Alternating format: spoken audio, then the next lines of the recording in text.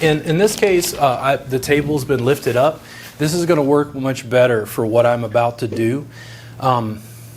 We talked about the fact that he has low back or hip stuff, and I'm like, lay on your back.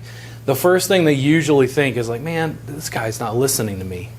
And if they give me any, like verbally or facial expression, I go, listen, trust me. Like I have 16 years in pain management. Like this is going to make hopefully this is going to make your back feel better. That's usually enough to get them to trust me just so I can try it out. We did lots of mobilization. Okay. Now, when I lift you this way, all that's fine. And then when I bring you over, it feels good too, right? But you did like compression, like along your sacrum. Okay. So how are we going to compress when he's on his back? What are you compressing your knee? What are you doing? Yeah.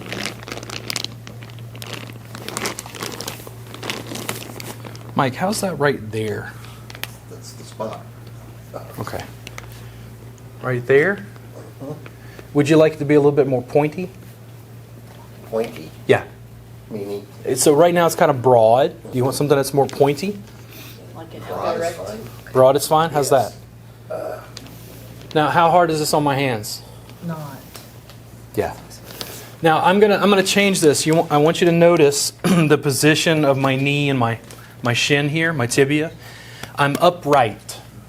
Now, if I turn more towards what looks like pigeon pose, this is pointier, okay?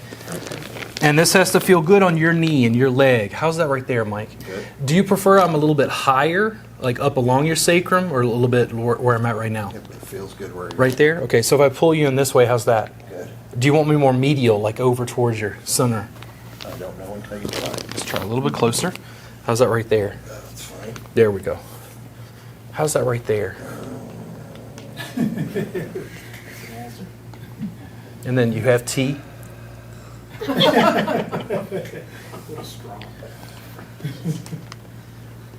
Now, this still gives me a chance to move this around.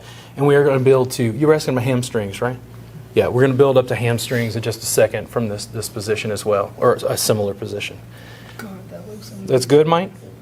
Now, this has to feel comfortable on my knee, especially the one I'm delivering pressure with. I tend to call this sort of stuff receiving the client. Because instead of pushing into him, I'm pulling him onto my body and stacking his body weight on my knee. This has to feel comfortable to your hip. It has to feel comfortable to your body. If it doesn't, we can change it. Now, let's say, does any of you have really bad knees and think you might not be able to do that at all? Guess what I would do? This happens all the time. Tennis ball. And then I just rolled them onto the tennis ball. And they're like, oh, you got to be kidding me. No. It's just, and then if it works well, I give him the tennis ball and say, listen, you can do that at home. If you're having problems with that chronically, just use that tennis ball. If you're smart, you put your logo on it. Oh, marketing, retail. And then you put that in there and you can move it around because he's able to move his leg into position. You saw how I could move him all those various directions, right? I can essentially use that knee receiving the client anywhere along the sacrum. I can go almost down to his tailbone, all the way up around to like gluteus medius, around the trochanter. I've always thought a tennis ball was too squishy. What about that? Lacrosse. Lacrosse. Lacrosse is more mean. Golf is angry. Yogi ball. Cricket. Yeah. And different sizes, but it's the same basic idea. So just having. I usually use a tennis ball to start because I like that it has a little give. Like I'll use it and it's like, whoa, like it can be tender. Make sense? Let me do the other side to see how that feels, okay? I think I am the youngest, as far as massage therapy age. And I think one of my problems is like when somebody says, I hurt right here, I'm supposed to know instinctively, oh, that's this muscle and this is why it hurts. I don't. And you're like, you're asking them what feels better and what you should do. And I've never done that before. I look at it like I'm a good body worker. I have real limited information. One of the things you'll get if you study with me continuously is a lot of questions. We'll do something and we'll say this works, and then I'll go, cool. Now, why does it work? And it's like, whoa, that's like science. That's like research. I don't know. I'm willing to continuously update my work based on the research as I, find it. I'm not willing to throw away my clinical experience. If something works, it seems to work. Like I just use it, right? but I don't always know like what tissue is it. Are you guys familiar with the pain science community in the massage industry? Have you guys heard of dermoneuromodulating? Have you guys? Oh, So I'm going to come in. I'm going to start this stacked this way first. Right there. How's that right there? Good. Good. Okay. Now I'm going to hook around his thigh a little bit differently this time. Is that too much on your knee here? Okay. Because I'm not bending in his knee. I'm just wrapping around his femur here. How's that? Good. And to me, that's not nearly enough. I need more pressure. I need something sharper. So that's when I go more towards what looks like pigeon.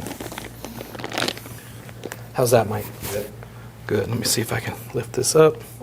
And I get my microphone in there. There we go. I'm going to go a little bit higher. And it takes a while to get a feel for like where you're positioned and located. You have to learn how to feel with your legs and feet and knees. How's that there? Good. There. How's that? Good. Is that a good spot? Do more of that. That's a science.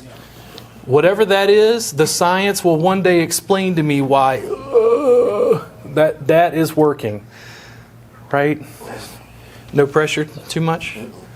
There we go. But you get a chance to woman handle big guys this way. Big, burly, military guys who need work.